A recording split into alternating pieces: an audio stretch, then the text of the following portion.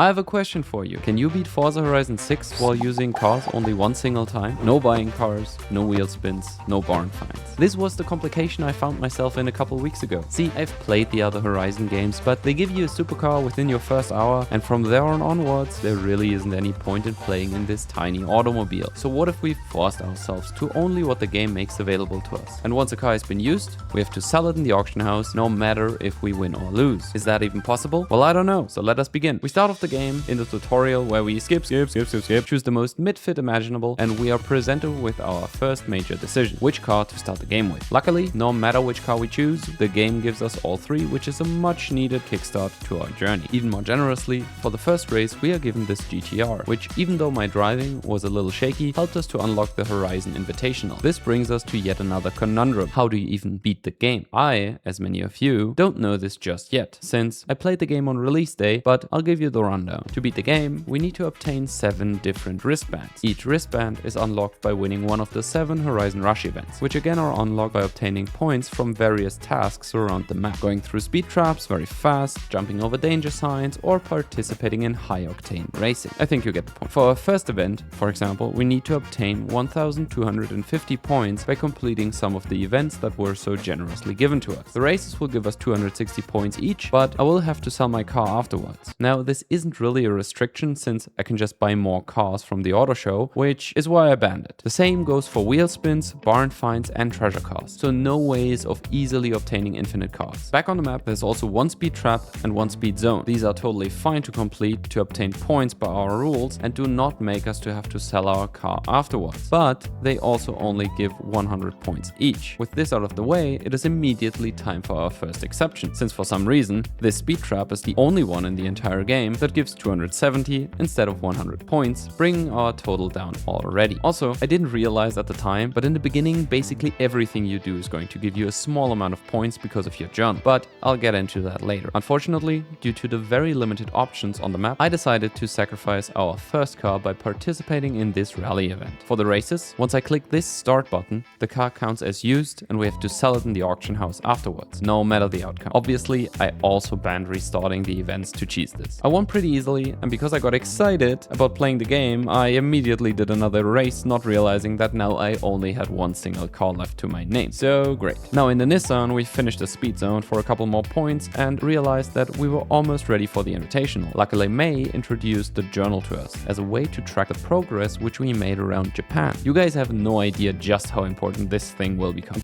Oh my god, the XP boards give points for the qualifier. That is actually amazing. With this newfound information, I took off smashing boards, which got us enough to be invited to our first major event. However, I still only own a single car. To my surprise, the XP boards solved that problem as well, since we are given the Aerial Nomad as a reward for smashing boards from the journal. With the confidence of now owning 2 cars, I made my way over to the Invitational. In typical Horizon fashion, more and more cars joined the race, which made me end up in 4th place for the entire race, which luckily didn't matter and still got us to the festival. Having now arrived at the location, we got our first wristband and are officially part of the festival, where the organizers had a very pleasant surprise. So now we got a total of 5 cars, which is good. We also learned that we have to obtain another 1000 points, which is less good. The game forces us to use wheel spin, giving me a Porsche, which is definitely a major no-no, so I took my ass to the auction house to sell everything we used up to that point, including the Porsche. With a blank slate, it is time to assess our options. Currently, we have 2 major goals: getting more points to get to the next wristband, figure out new ways to obtain cars to keep ourselves afloat. The first thing that came to my mind was taking photos. This does give us some points, and if we take enough, could eventually reward us a car. Also, our boss asks us to kindly photograph all 619 cars at the festival as a little marketing gig, which is insane, by the way. But with our limited options, we can't be too picky, so I just spent some time driving and snapping photos of whatever I could get. It is currently pizza time. Also, I had a small pizza break. 25 photos get us the Dodge Challenger, and I completed this time attack for the first time. Basically, you can challenge yourself to get the fastest lap possible, but it also gives a good amount of points and is not considered a race, so our car is still alive. For the last stretch, I decide on using our Nissan and make another major realization. So far, I thought that we might be able to just keep cars around for as long as possible and use them to get more points later, but the class restrictions on the races actually make this pretty impossible. With the Nissan driving us in another first place, I make a quick detour to get myself a house and discover that Bob the Builder is now part of Forza Horizon.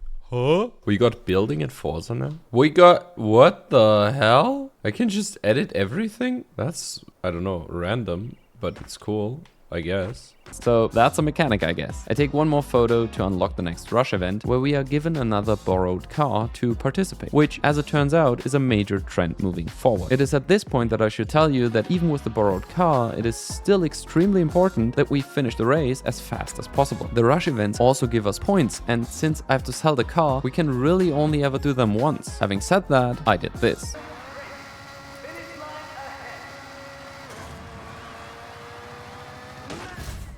Oh my god. Is it? Oh my god. That's like 0.2 seconds. Was it a very tight squeeze? Yes, but it worked and we're moving on. Having unlocked the green wristband, we get a ton of new events and a new requirement of 3,145 points. So yeah, the calculation just got pretty fucking tough because only having 6 cars, 3,000 sure is a lot of points. So I think the easiest is to just do all the speed traps first, right? A couple of speed traps, zones and jumps later, we got a very kind reminder. Hey, now we're racing in higher tier events. You should think about getting some cars to help you out. You should keep an eye out on your cars. Thank you very much. And since we can't really do this, I continued like before, discovering that I'm majorly incompetent at drift zones and therefore decided to switch things up with another couple of races. The first one goes by smoothly. The second one, however, was the first one that I lost, showing us the consequences of not winning. I didn't get the points. Shit. So I just lost the car. Now, obviously, this wasn't great, but all things considered, 100 points seems to be quite manageable. So I decided to sell my car and once more participate in a couple more races, which brings us yet again to another problem. How do you race? No, really, how do you race? Normally, I just have to select an event and click start, but now I have to face the situation that despite owning 8 different cars, this is not the only requirement. Instead, all races come with certain restrictions, so the cars that I can use are limited by the class and the type. I did end up finding 2 races on the entire map which I had suitable cars for. One using the Mazda and one unfortunately using my favorite car, the Toyota. But sacrifices must be made and I will surely not regret this in the future. This left us with a goal that for once seemed reachable. I haven't talked about it just yet, but we still have the half-mile drag races available to us. There are 3 in total on the map, and just like the time attacks, we can complete them with cars of different classes to get even more points out of them. After finishing these off, I also participated in an actual drag race, which was incredibly stupid because 1, I got 3rd place, and 2, now I don't have a C-class car anymore, which will surely be a fun mistake to correct later. I took a last photo to unlock the next rush event, and I know I have only brushed on the previous one, but if you don't already know what's coming, then this one goes pretty hard.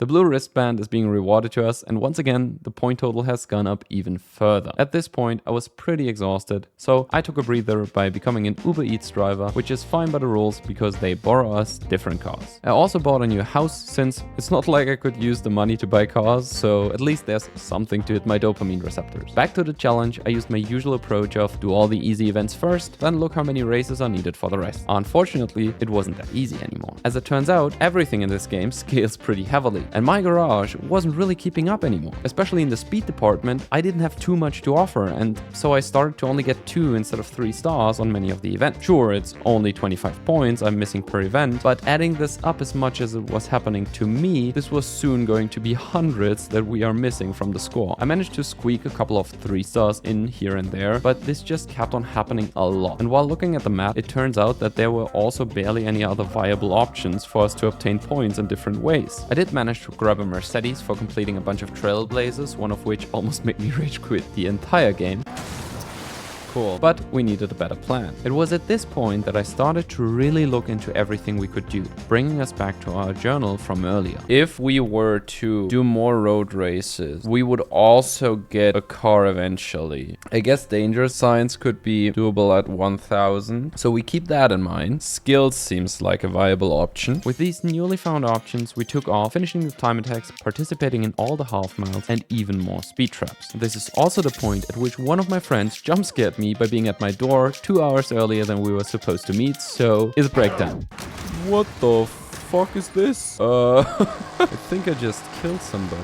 The next day, I picked the challenge back up and realized that my earlier investigation wasn't enough. Own and drive the Toyota GR68. I hate my life so much. That's challenge 1. I sold mine. Sure, we got a lot closer, only having around 1.5k points left, but there really isn't a lot left for me to do. This means it was notepad time. I wrote down every single thing in the journal that could either get us a good amount of points or, more importantly, unlock new cars we can use to participate in races. This newfound structure gave me a couple of objectives. I delivered some more food to obtain a Honda, realized that Toke and Rivals racing is completely off limits because it requires our own cars, participated in our first day trip, which is kind of a laid-back, chill-out story mode, where they give you different cars to try, and if you get enough stars, you can also be rewarded with more vehicles. And lastly, I discovered Horizon Play, which is the online mode. Here you can play different modes like hide and seek, and to my excitement, they give you different cars to borrow, so I played a couple rounds of that as well, making sure to switch cars, of course. We had gotten exactly enough points to just barely finish it off by participating in 3 races, and for once, we had enough cars that were actually suitable to fit the given requirements. Now, as much as I would like to build up anticipation and tension here, yeah, these races were nothing. We knocked them out of the park and got first place in all of them. Time for another rush event. This one was damn cool, driving around this snowy mountain, but I think they were pretty lenient on giving out stars since everything was super slippery, so we ended up getting 3 stars and the pink wristband. Yet again, we unlock an ungodly amount of new events and another requirement for even more fucking points. Before actually starting with that, I got rid of the used cars once more and decided it was break time. I think I'll just rip some storyline, lay back, see what happens. This vacation was not only much needed, but also the solution to almost all our problems. As it turns out, going through most of the storylines in the game does in fact bring in a lot of points. So many in fact that paired with some more Horizon Play, which I got addicted to for at least one evening, basically got done like half the job on its own. More importantly, doing all of this got me some much needed rewards. Now, I haven't told you about the best part yet. Participating online also led to me getting one car I absolutely did not know was a thing, a 2022 Ferrari. So, as it turns out, getting a car that can finally go above 200 kilometers an hour actually solved many of our problems. Remember all the 2-star events from earlier? Yeah, I was able to fix up all of them with our new car. This still didn't get us all the way to the event, so I threw in one race with our Mustang and called it a day. To get the orange wristband, we had another rush event in front of us, which once again went pretty hard.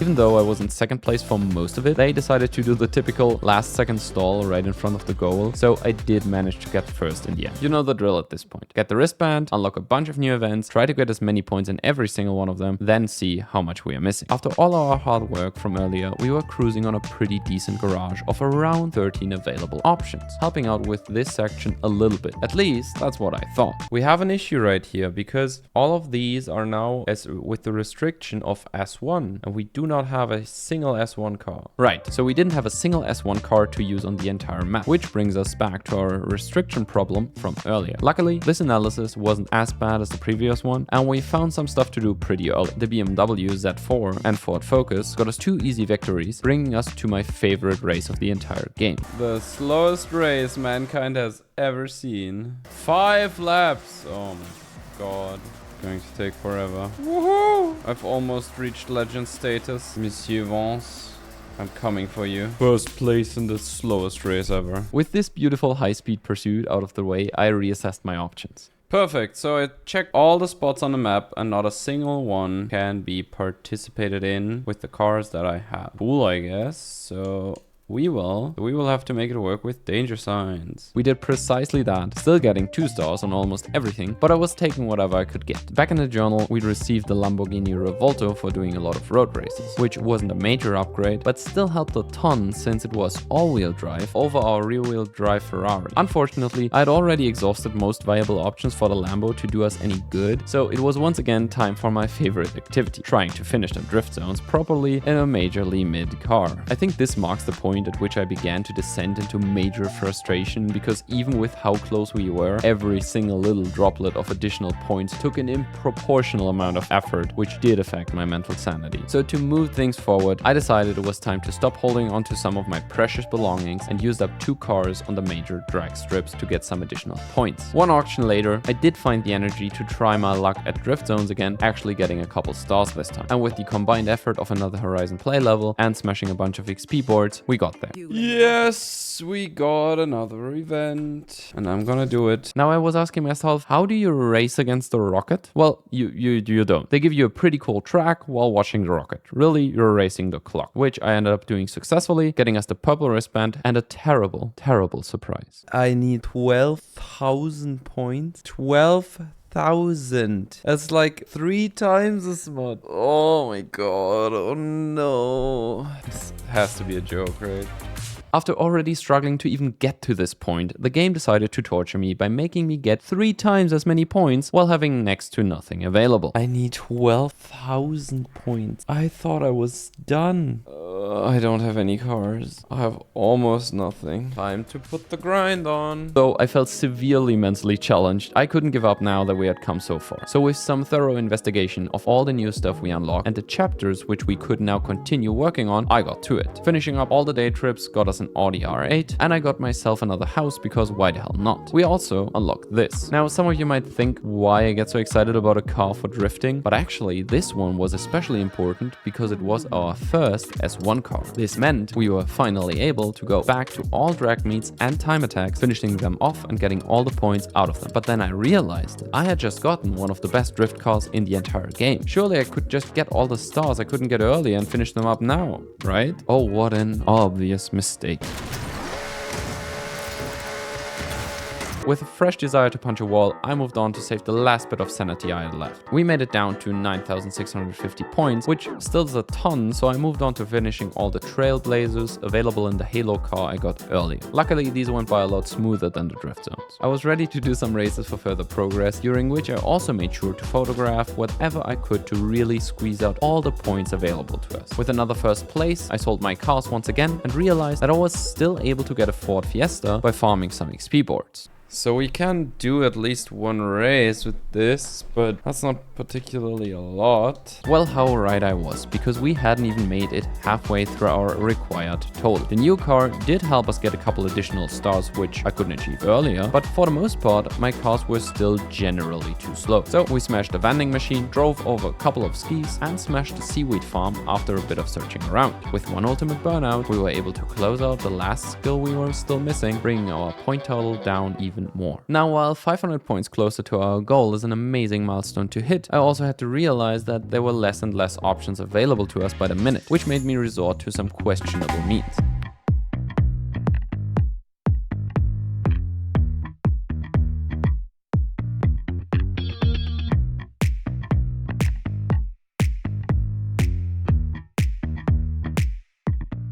I also came back to some more unfinished story chapters, unlocked the Nissan drift car, which immediately helped us out in getting a bunch more stars throughout different drift zones. While this helped for some of them, there was also this terrible sunflower field, which I just couldn't get no matter how long I had tried up to that point. It took me another 20 minutes of attempts to finish off a different, quite difficult off-road drift section before succeeding on the sunflowers. I took out some time to check the available point total all over the map, only to realize that I was fucked. No matter which approach I took, I didn't have enough cars which were actually allowed in the races, and even though I still had points on the map available, these were not going to cut it. I needed a more permanent solution. That's right, there was still the festival playlist. Now obviously this one needs cars just as much, but by doing them online with a friend, I was able to borrow his car, which is totally fair within the rules. Obviously I could have cheesed the entire challenge using that exploit, but I was only really interested in one thing, the Pagani. But not even for the reason that it's one of the fastest cars, but more importantly because it is a car rated in the R class, which means we can finally finish all the drag meets as well as the time trials in all classes. I went back to farming a couple bonus boards. To mix things up, I went online and threw in a couple of eliminator races and back to even more bonus boards. So ladies and gentlemen, after finishing everything on the map that I was able to find, that's right, I had exhausted everything I could, and now it was only a matter of getting first place 4 times in a row to finish this one off. We start off the first race and everything goes smoothly. We start the second race and then I immediately fail to get first place. No! I can't believe it. No. I couldn't do it. Fuck. Before fixing this minor mistake, I took on the third road race, which worked without additional issues until I encountered this. Please hold, I forgot what we need to race. Which race was it? Track Life. Maybe it's Track Life. I just thought that there would be races, but yeah. Which race did I think we could do? What is happening? So, as it turns out, my notes were wrong, and there were actually only 3 instead of 4 races because I misread one of the restrictions. I was going mad trying to figure out how I was going to replace the missing points, but I did find the solution. By destroying one more billboard, we got the Funko F9, a car which unlocked one more race to us. I started the race and immediately placed 4th again.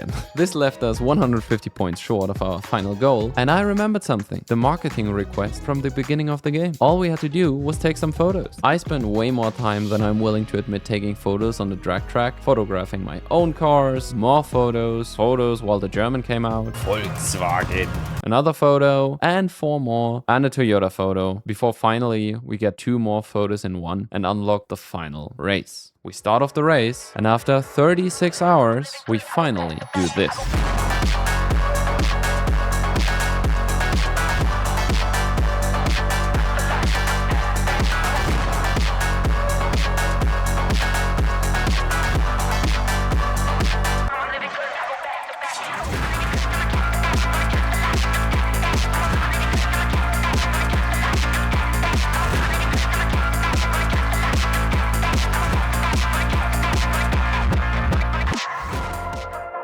We did it!